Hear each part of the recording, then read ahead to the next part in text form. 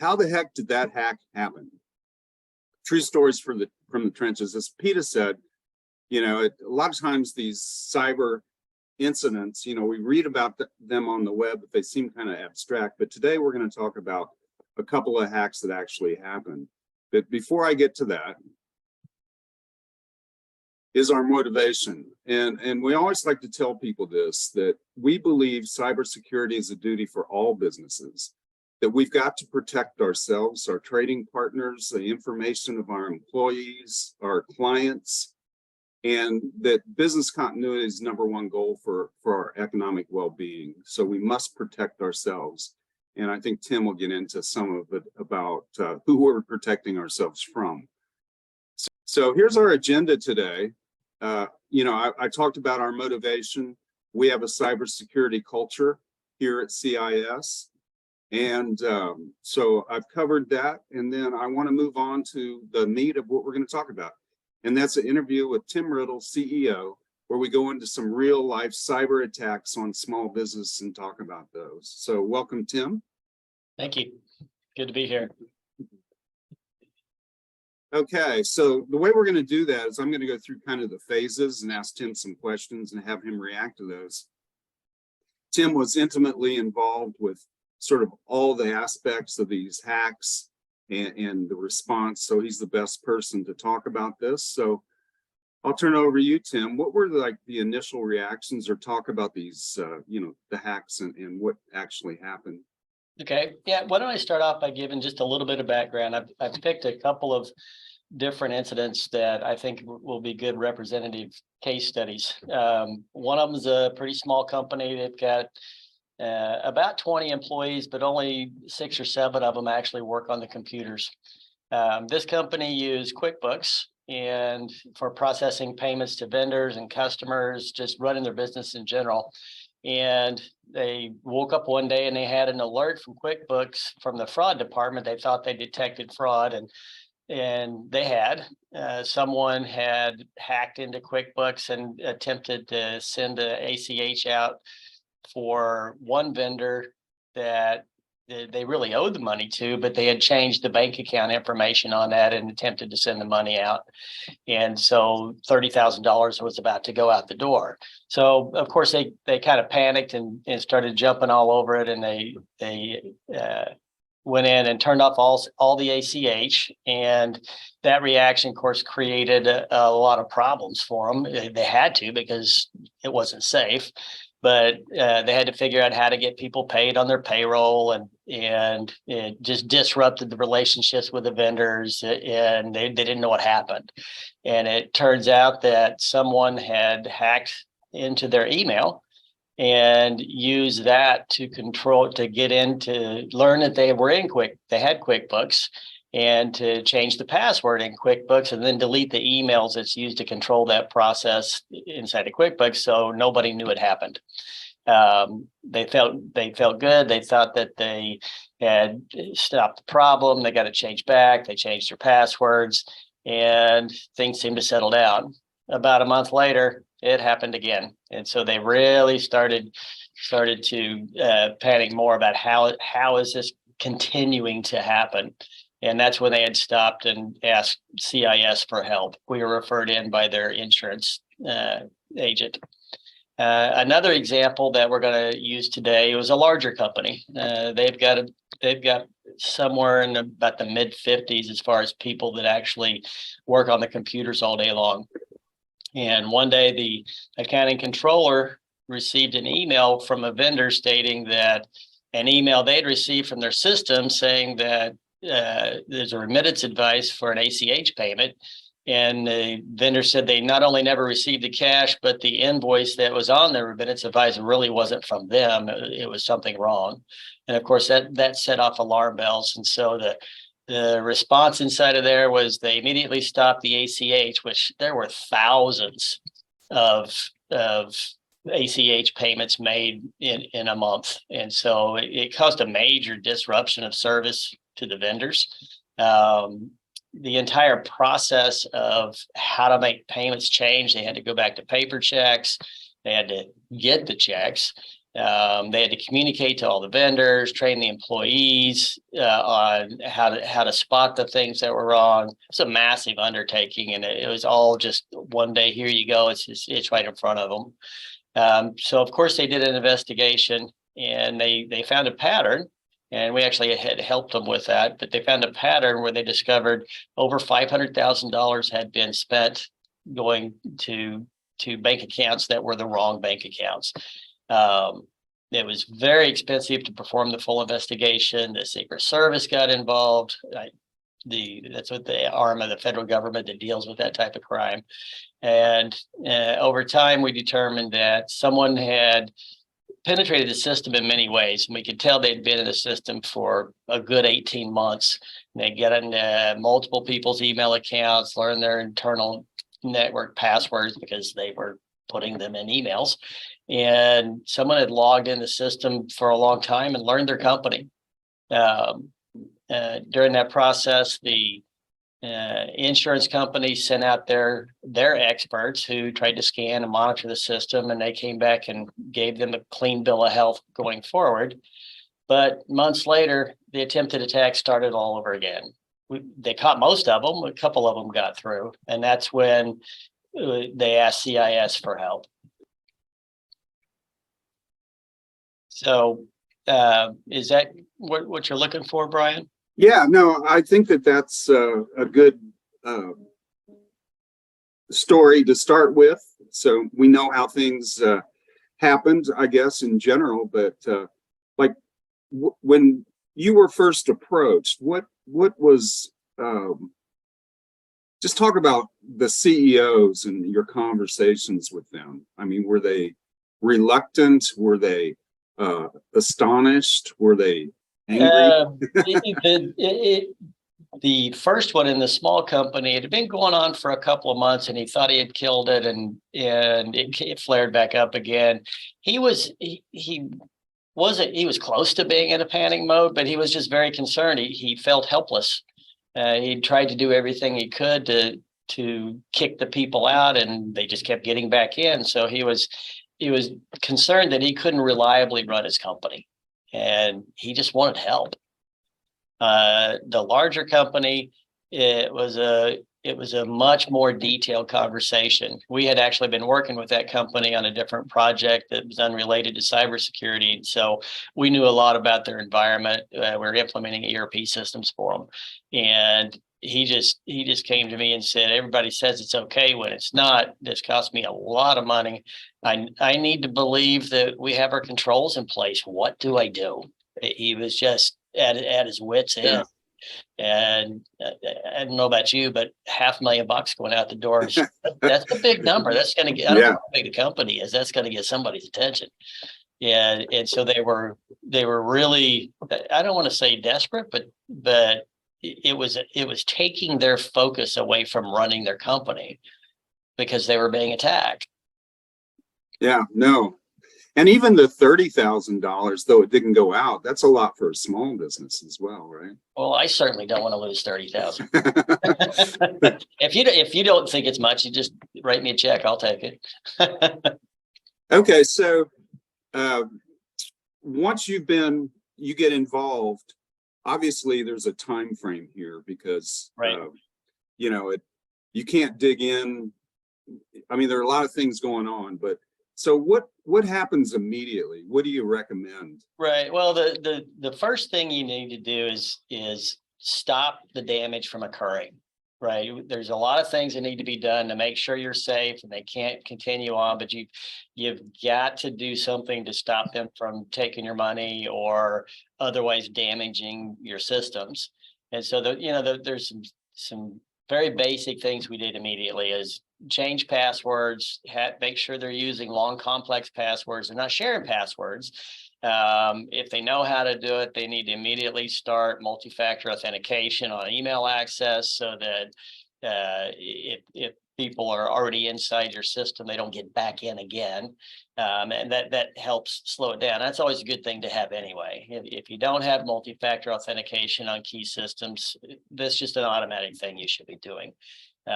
Where it pings you on your phone or some other device, and you have to have have to have something, your login name and password, and something you have in your hands, your phone, or some other type of key fob device, depending on the style, so that a bad actor won't have both.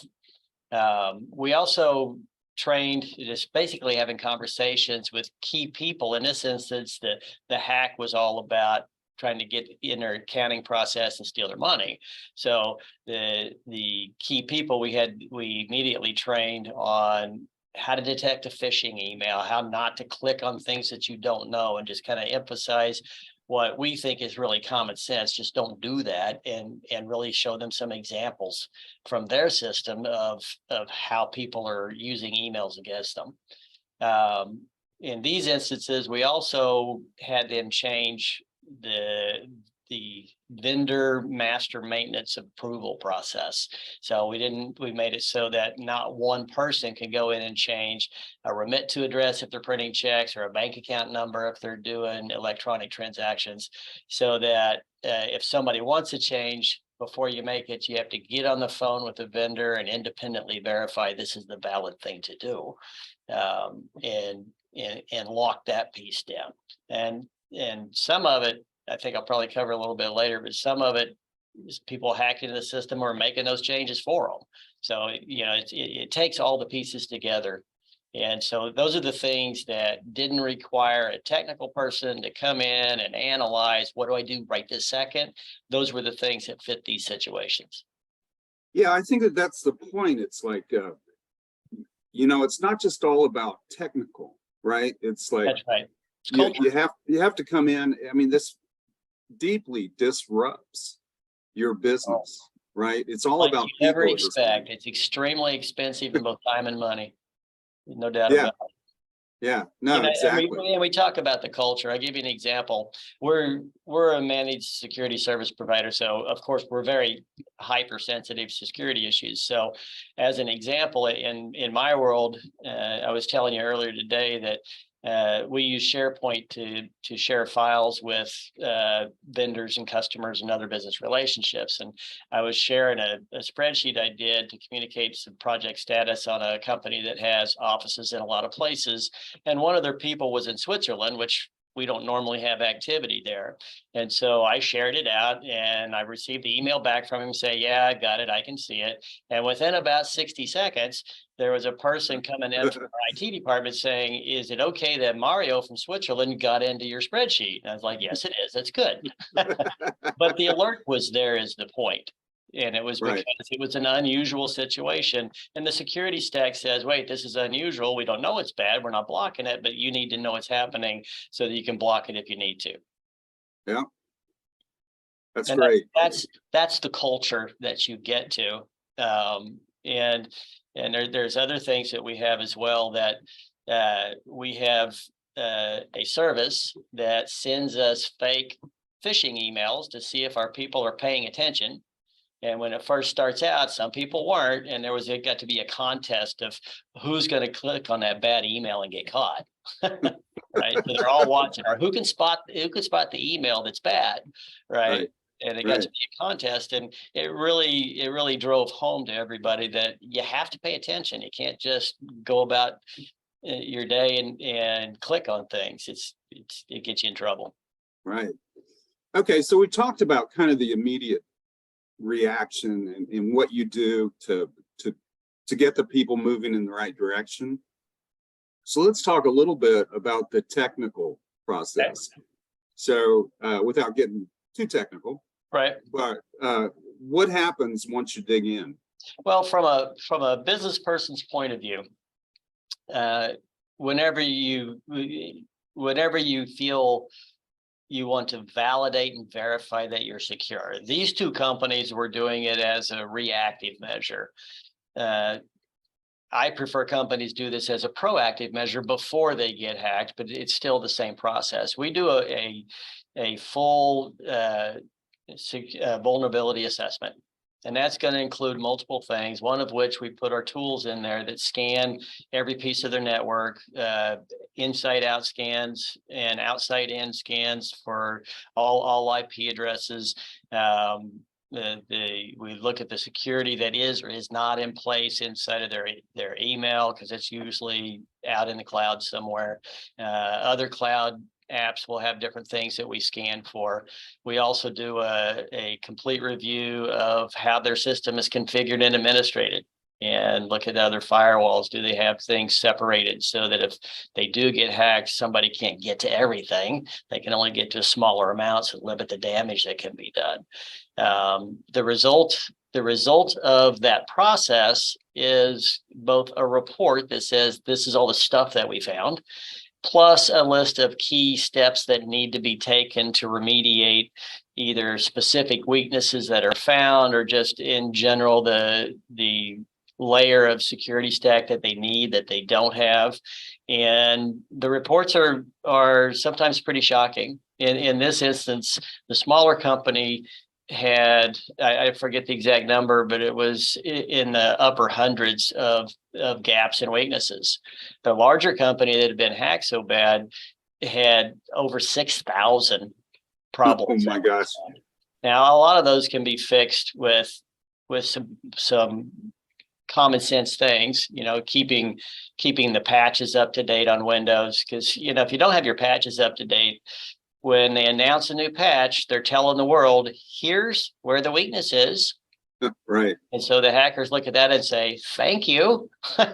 And they now know how, if they can find your machine, they now know how to hack it, because you don't have the patch up to date that blocks that hack. And in the larger company, when we went through the remediation process, we found a number of things that were used to gain and regain access to the system. There was an application that is of known Chinese origination, and it is used by a lot of hackers, not necessarily the Chinese, but a lot of hackers to gain access. There was another piece where some application, and we wiped it, but some application was initiating a virtual machine that would set up a VPN coming into their system and then turn itself off and leave no trail. And when we updated their firewall and set the restrictions, it was then blocked. So it showed up that somebody was trying to do that. They actually had time bombs in the system that once we locked them out, it started disabling servers. And we had to go in and restore them in a safe LAN environment. So there was a lot of damage that was done that we had to untangle because they didn't prevent the attack in the first place. Good news is we've gotten them back to a good place. We put security stacks in place with all the full 24/7 managed SOC, the email protections, all those types of things. Yeah, and I think that what I remember about it is that kind of surprised me. It didn't surprise me because I'd heard about it, but how persistent they are.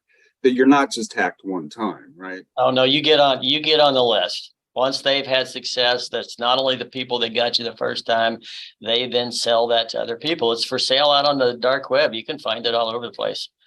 Yeah. We do dark web scans and we find people's credentials for sale, billions of them literally up for sale out there.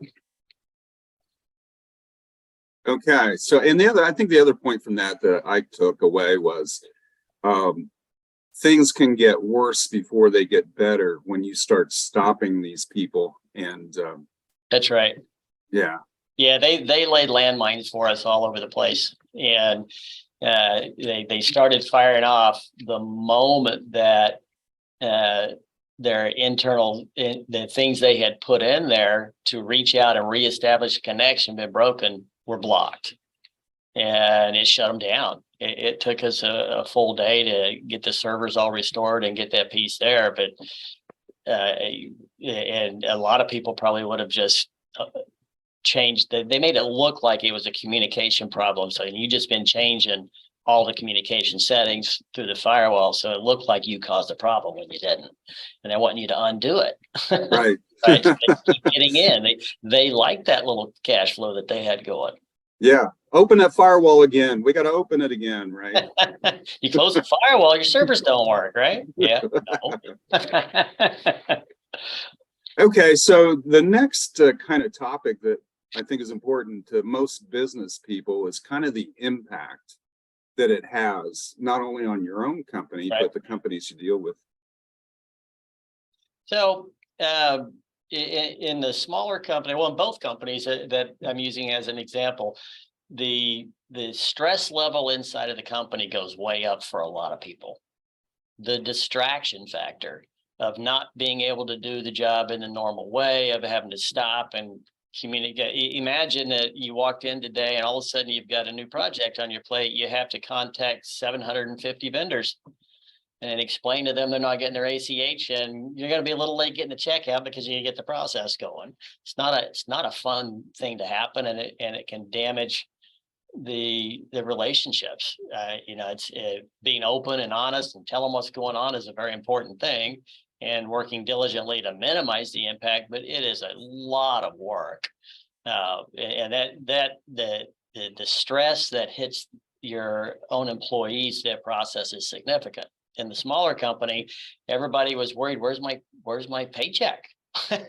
They were writing checks, they were direct depositing everything, and now they couldn't. So they had to, they figured out their workarounds, and they finally got with the bank and were able to do it. But there was a weekly pay run, and it got disrupted right at the last minute. It caused problems. And again, they worked around it, but I can easily see how some companies get hacked. They're lucky they make it at all, depending on what happens. And this isn't even getting into ransomware, where they grab everything and shut it down. Right? This is a lot more subtle, and so there's a lot of different ways they could hurt you. Yeah, I've seen this. Everybody thinks about ransomware, but And that is real. But yeah, the bigger damage is when they've hacked into your system. You don't know they're there, and they're looking around and laying in wait until they can figure out how they can take your money. And right.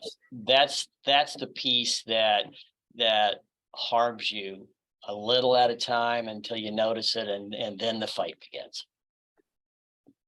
Yeah, I mean, it's like ransomware. You feel like you have a hope of getting your stuff back, even if you have to pay for it. But or you have good systems in place to be able to restore things That's back right. quickly. But in this case, the money's gone, right? That's right. That's right. I mean, in the one where they got over $500,000, the investigation is ongoing, but Yeah. the money's gone.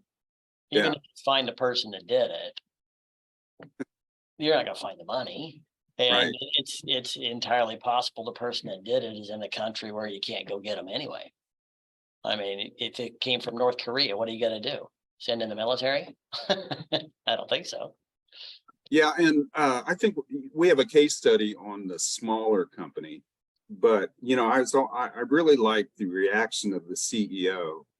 Because he said that in the beginning he was a little embarrassed about it, but in the end, he thought it was a great investment in his business that he wanted to tell everybody about. That's right. That's right. And we'll get a case study, and the other one is it's still ongoing. I mean, the disruption factor started in June, and we're just getting back to where they feel comfortable doing the ACH again in February. Wow. This disruption lasted a very long time. Right. Right. Okay. So you've alluded to this, but maybe you can kind of highlight this over again. Is what can you do to prevent this? Well, at a high level, it's advanced planning. You don't just do a couple things and assume everything's okay. Most people don't really know what all of your security stacks should be. And there's a lot of information out on the internet. Some of it's good, some of it's not.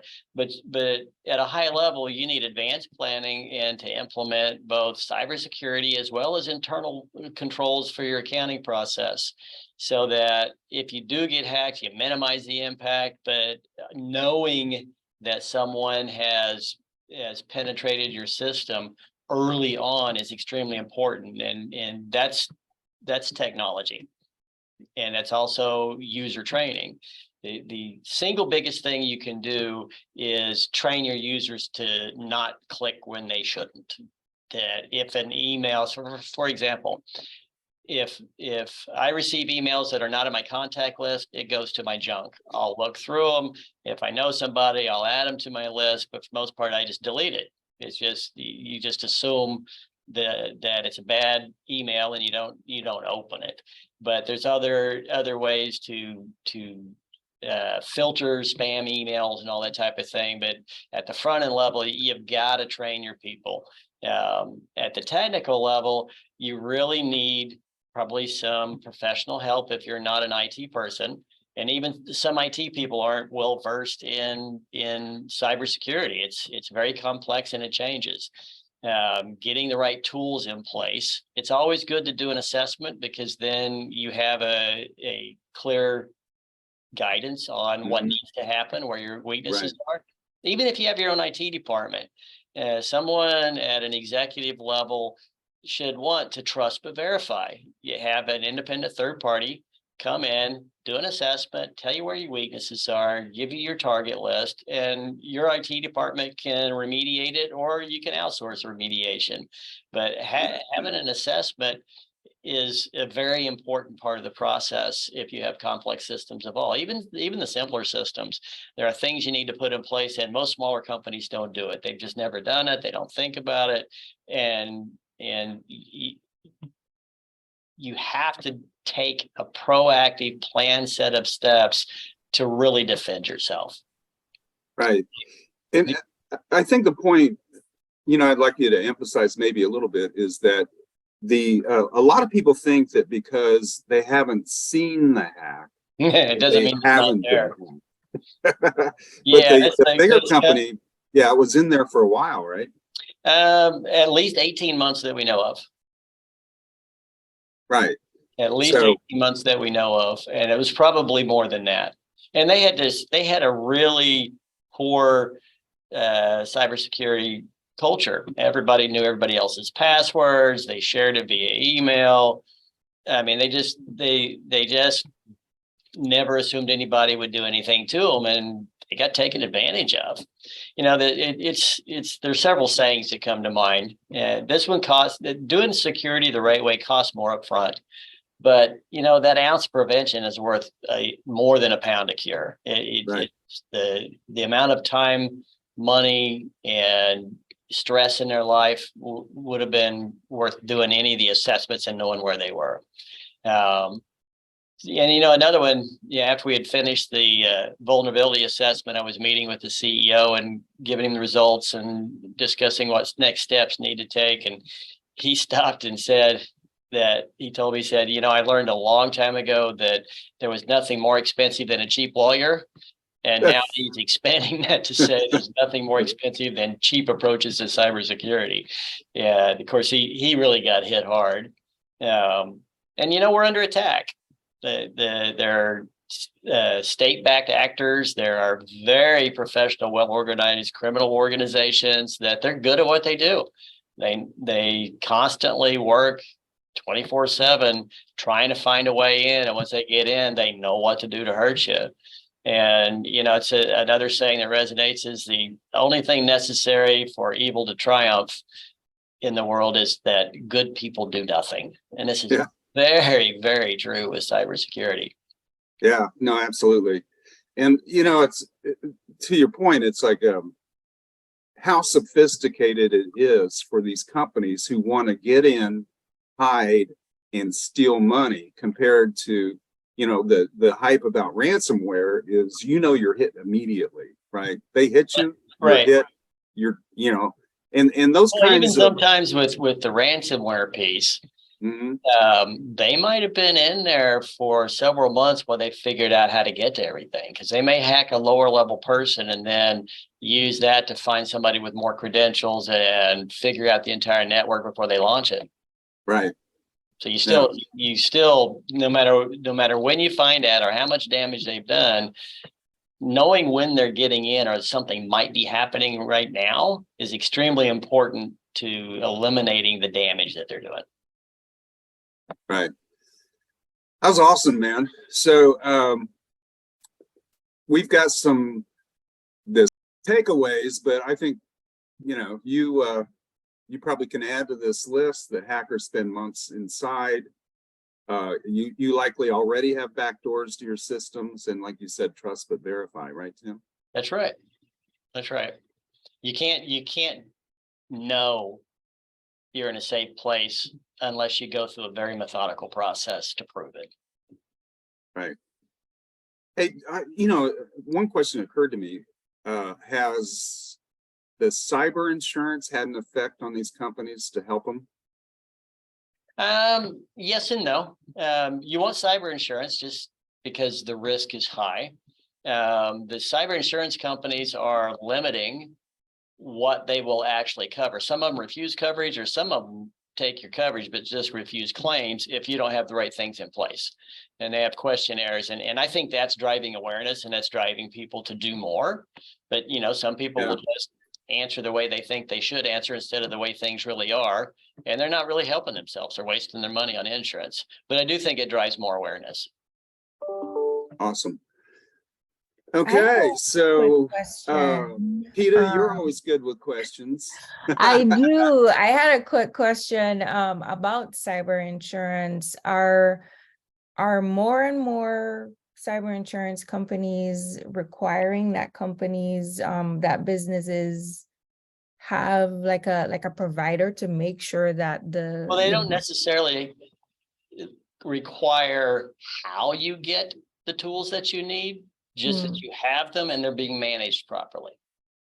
Most companies don't have sufficient skill sets to do it for themselves. Some do, but the cyber insurance companies are most definitely getting smarter because they've been getting hammered, and they're getting a lot tougher on who they're going to give insurance to and which claims that they're going to cover. I mean, they're going to go in and investigate. And if you told them you had a full managed SOC in place and you don't, guess what? Nothing's covered. And your premiums are not refunded. So you're just wasting your money if you don't do it right. Ouch. So have any other questions from anybody? Type them in the chat, raise your hand. I didn't see any questions coming in, but I'm good for questions always. I am always good for questions. So we've talked to a couple companies as well that have gone through something like this. And it's always panic inducing. Like I would hate to be a CEO or anybody at the company to get that notification or that call. Oh yeah, you get this sinking feeling of, oh no. How bad is bad, right? Because how bad is bad? It's just not the direct hit to your bank statement, which can happen, but it's also the direct hit to your relationships with your customers and vendors. It's a big deal. Yeah.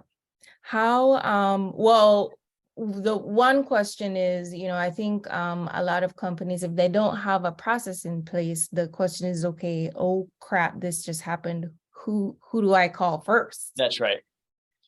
That's right. Well, and the challenge with answering that comes down to there's multiple avenues of consideration, right? The technical side is important, and you need someone that has some technical understanding, but you need someone that has business understanding as well. If you are talking to somebody that is just a systems engineer, you're going to get a systems engineer answer. If you talk to someone that has no IT background, you're going to get a business answer and probably won't be able to manage the technical side. So you really have to have both. Right. And so people will a lot of times look to their CPA firm for some of the business side. Some CPAs are good, some aren't. You never know what you're getting into. They might be good at taxes, but they don't know anything about systems, right? And very few MSPs really have that business background to go with it. And it's really that combination that is what you need to be able to fully address all the issues. So Tim, real quick, we've danced around the whole assessment thing. And explain that a little more, maybe what, what's the scope? How long does it take? But it's the answer is a little dependent. I can give you some details, but it depends on how complex your environment is. If you're a single site with one server or even no servers, it's fairly straightforward and can be done depending on your schedule in a week, maybe two, just not clock time, but calendar time. A larger company with a lot of sites, it gets just complex on the scheduling process of who's going to be where and what. I've seen the longer ones take 2 to 3 weeks or 4 weeks. I've seen a really big one that took several months because they're scattered absolutely everywhere, and you've got so many people to organize. But typically, companies that are a single location, they've got 50-ish employees or less, you're talking about a week or two for most of it. There are some pieces we run test a little longer, and so you have some trailing things coming in. Okay, sounds good. So I guess we're out of time, but if anybody would like to know more about us, how we do the assessments, any more details about, the stories that we've been telling here, feel free to contact me. And again, Tim, thanks, man. That was really— You're very welcome. Yeah, that was awesome. Thank you. Peter? Right. Well, thank you. Yes, thank you, Tim. Thank you, Brian, as always, for bringing just a ton of helpful information on IT and cybersecurity and what businesses need to do and be aware of to keep themselves and their businesses secure.